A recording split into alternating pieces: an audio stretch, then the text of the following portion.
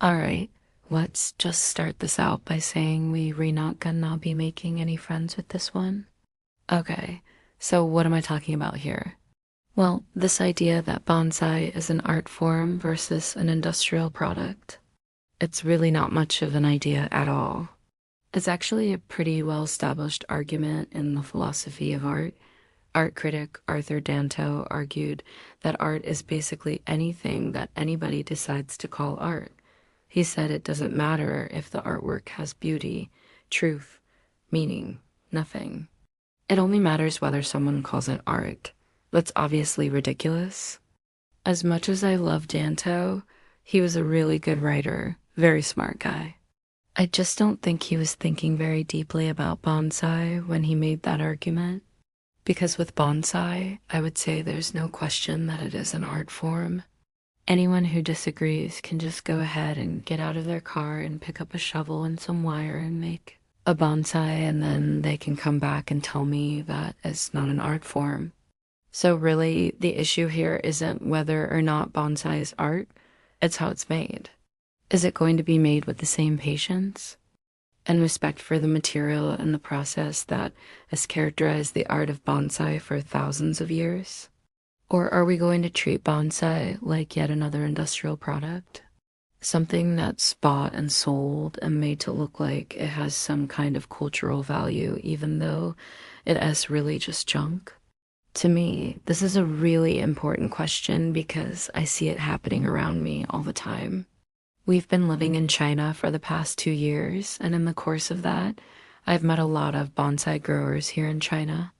There's a big community of bonsai growers and collectors here, and I have to admit, I was really impressed. Many of the bonsai I saw were absolutely exquisite, but what I was most struck by was the variety of styles. There were so many different styles, many of which I had never seen before. And it occurred to me that these Chinese bonsai growers weren't simply mimicking Japanese styles. They were creating their own art. What I realized in that moment was that bonsai is more than a style. Bonsai is a way of seeing the world. And that's true whether we're talking about Japanese bonsai or Chinese bonsai. Okay, so let's take a step back here and look at some actual trees. Now, this is a tree from China. It's a spruce pine, I believe, and it's in the traditional Chinese style. What do I mean by traditional Chinese style? Well, it is the style that this particular grower was taught by his teacher, who was taught by his teacher, and so on back through history. This tree is not only perfectly formed, it's also perfectly imperfect. Each leaf, each branch, each twig, everything has its place and it contributes to the whole. There is no such thing as a perfect tree. There is only the right tree for the right place. This particular tree is just the right size for this particular pot. You can see that the roots are completely contained within the pot, and the tree is completely dwarfed by the container. It's the right tree for this particular pot. The tree has been grown and shaped over many years to fit this pot. In fact, the branches were removed and the trunk was thinned and sculpted so that the tree could be put into this pot. This is why traditional bonsai takes so long. It's not just about waiting for the tree to get small enough to go in the pot.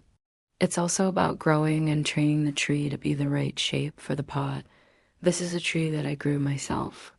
I wired and pruned it several times over the course of several years, and then I put it in a pot. It's in the traditional Japanese style. I took a few cues from Chinese bonsai, but I mainly followed Japanese principles. For example, I think the asymmetrical branching looks really nice, and the tree itself is a little bit asymmetrical. So the asymmetrical branching really helps to emphasize the tree's natural asymmetry. But what I want to point out is that this tree is really just the beginning. A tree like this might be ready to go into a small pot, but it's going to need to grow a lot more and be refined a lot more before it can be put in something like this. The ideal pot for this tree does not exist yet. The pot needs to be made specifically for this tree. The tree is too big for the pot, but it will fit perfectly in the future. The branches are too long and floppy. They need to be shortened and thickened. a canopy is too full. It needs to be refined and opened up. This tree is nowhere near being finished. It still has a long way to go. And this is a tree that's in a museum. It's in a very famous collection. This tree is considered to be a masterpiece. This tree is probably 200 years old. Maybe it was made 200 years ago. Maybe it was made 100 years ago. Maybe it was made 50 years ago. We don't know. Nobody knows who made this tree. All we know is that it's in the collection of a famous Japanese artist. There's a story that goes along with it. Basically, this tree was owned by a famous artist. He carried it around with him while he painted. The tree inspired him to make art. The tree became an integral part of his life.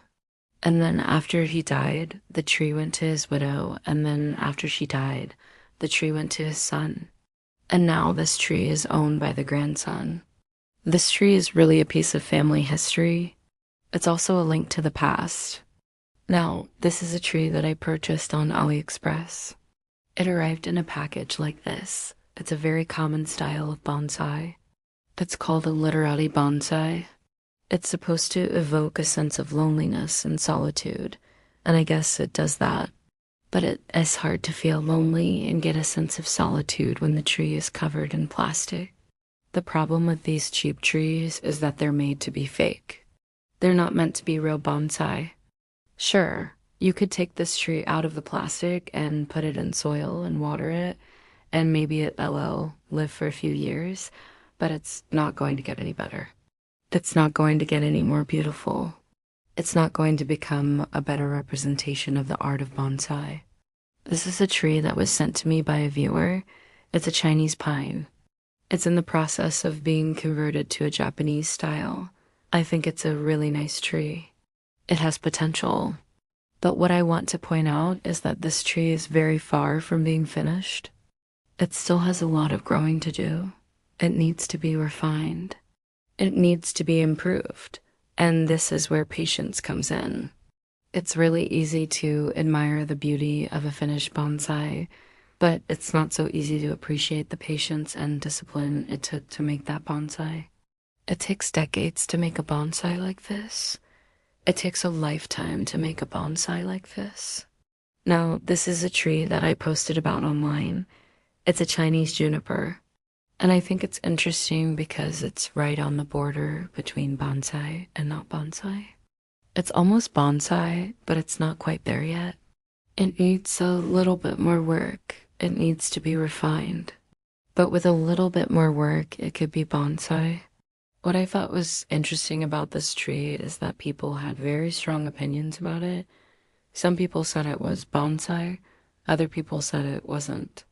People got really angry about it. And I thought that was really funny. To me, it's not a big deal either way. But I think it really shows how people have a hard time letting go of the idea that bonsai is somehow special, that bonsai is somehow outside of the realm of commerce. So what's the solution here? How do we keep bonsai from becoming just another mass-produced commodity? Well, I'm afraid there isn't much of a solution. It's not like we can ban people from selling crappy bonsai on AliExpress. That wouldn't work. People still buy them. People still buy cheap watches and pens and belts and shoes. That's just the way the world works. The best we can do is try to support artists who are trying to make a living making bonsai. That's how we keep the art alive. The only way bonsai can survive is if it continues to evolve. That means we need to allow new ideas to enter the art form. If we cling too tightly to tradition, bonsai will stagnate and eventually die. But we also need to be aware of the threat posed by commercial interests. Bonsai has already changed a lot over the past century. Will it continue to change? That depends on the choices that we make today. So I hope you enjoyed this episode of Tangent. I know it's a little bit different from our normal content, but I wanted to share my thoughts on a topic that's been weighing on my mind. Thank you to my patrons for supporting this channel. If you'd like to help support Tangent and get access to exclusive content, please consider becoming a patron. Thank you again for watching, and I'll see you next time.